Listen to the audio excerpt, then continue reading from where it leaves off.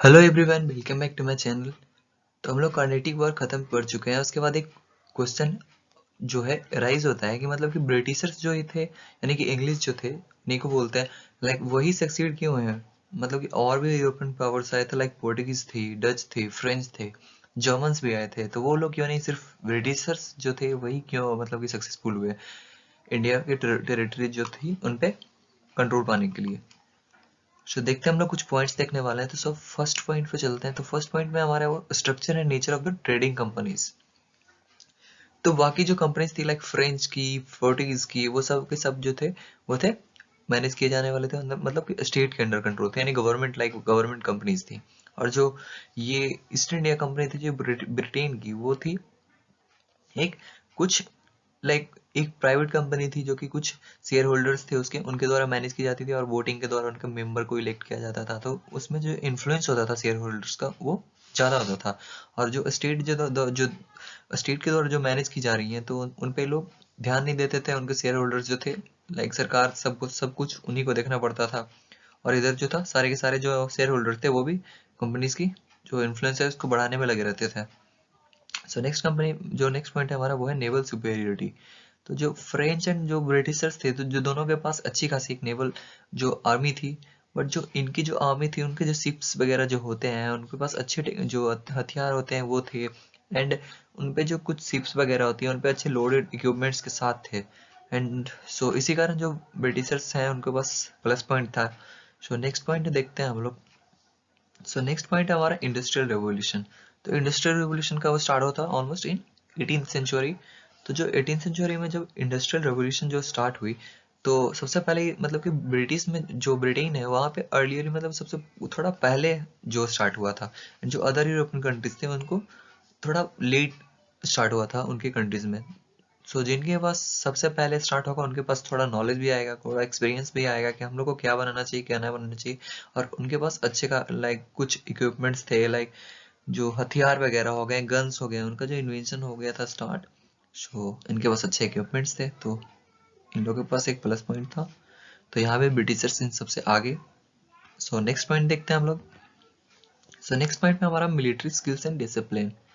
तो जैसे कि देखते हैं कि मिलिट्री जो फर्स्ट कार्नेटिक वॉर में हम लोगों ने देखा था, जो अनवरुद्दीन जो थे, उनको उनकी आर्मी को एक बड़ी सी आर्मी जो थी, जिनके अंदर तो शौकत जंग के अंदर, तो उनको एक छोटी सी आर्मी जो थी फ्रेंच की, उन लोगों ने हरा दी थी। तो इसका मतलब से हम लोग इम्पोर्टेंस समझ सकते हैं कि एक मिलिट्री जो होती है हमारा, उसका स्किल, मिलिट्री का जो बेल, जो ट्रेंड एंड डिसिप्लिन आर्मी जो है, वो एक बड़े से बड़े सेना को भी किसी की हरा दे सकती है। तो जो ब्रिटिशर्स के जो आर्मीज थी वो ज़्यादा स्किल्ड थी, एंड उनके पास अच्छे इक्विपमेंट्स वगैरह भी थे, एंड वो वेल डिसिप्लिन्ड भी थे।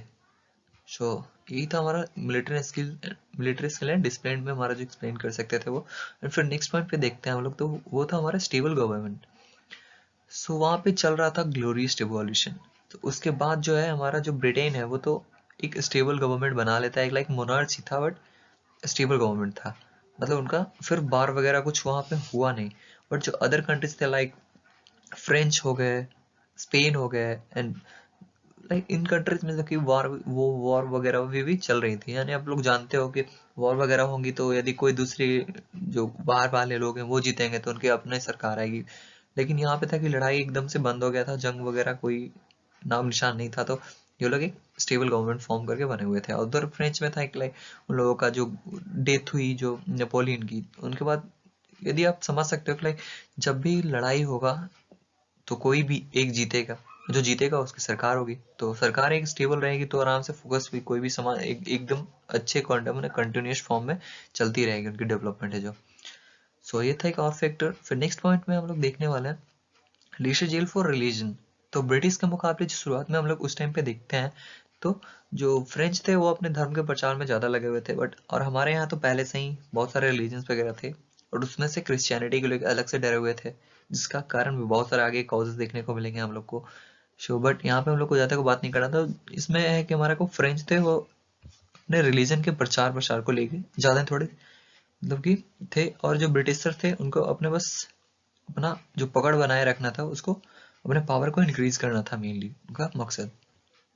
नेक्स्ट पॉइंट में हम लोग का यूज ऑफ डिप्लोमेसी। ये थी हमारे ब्रिटिशर्स के एक लिए बहुत ही ज़्यादा प्लस पॉइंट्स बोल सकते हैं। आप लोग जानते हो कि मतलब कि जब भी लड़ाई वगैरह होगा तो कितनी ज़्यादा खर्चे होती है। अब जीतो या हारो वो मैटर नहीं करता, बट खर्चे तो आपको होने ही होंगे। अब जीत रहे हो तो भी आप खर्च कर रहे हो, अब हार भी गए उसके लिए पहले से आप जानोगे नहीं कि मैं हार ही जाऊंगा, बट तो लड़ाई तो आपको करना पड़ेगा। सो उसमें बहुत सारे खर्चे होंगे। उसको वो यदि उनके पास ना होने के कारण वो अपने शेयर मार्केट जो डेबिट मार्केट होता है वो वहाँ से आप लोग खुद ले सकते थे।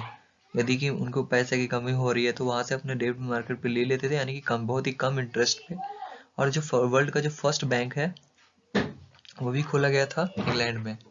तो इनका एक बहुत ही ज़्यादा प्लस पॉइंट वाला एक वो है इन सब में। सो ये थे हमारे कुछ पॉइंट्स जिसको कि लेके बोल सकते हैं हम लोग कि इस कारण जो है ब्रिटिशर्स जो थे वो अदर यूरोपियन कंट्री जो पावर्स थे उनके खिलाफ सक्सीड हुई। सो होप ये आपके लिए जो हेल्पफुल होगा। सो वीडियो हेल्पफुल होगा तो प्लीज़ इसको लाइक कर दीजिएगा, चैनल को सब्सक्राइब कर लीजिएगा और मोर भी वीडियोस पाने के लिए। यदि आप पार्ट 1 से हैं, पार्ट 2 या पार्ट 3 से हैं तो आप लोग बताइएगा। ये उन सब के लिए एग्जाम्स के उन सब के लिए हेल्पफुल है जो सिविल सर्विसेज एग्जाम्स की तैयारी कर रहे हैं। आप पार्ट 3 में तो आपको मॉडर्न हिस्ट्री सेक्शन पढ़ना ही होगा, तो उसमें बहुत ज़्यादा हेल्पफुल हो सकता है। सो आपको यदि किसी और भी टॉपिक्स पे वीडियो बनवानी है तो आप लोग बता सकते हो कि हाँ मेरे को ये समझ में नहीं आया, तो मैं उसको ट्राई करूँगा एक्सप्लेन करने की। सो ओके, वीडियो काफ़ी लंबी हो जाएगी अदरवाइज। सो मिलते हैं नेक्स्ट वीडियो में, तब तक के लिए बाय।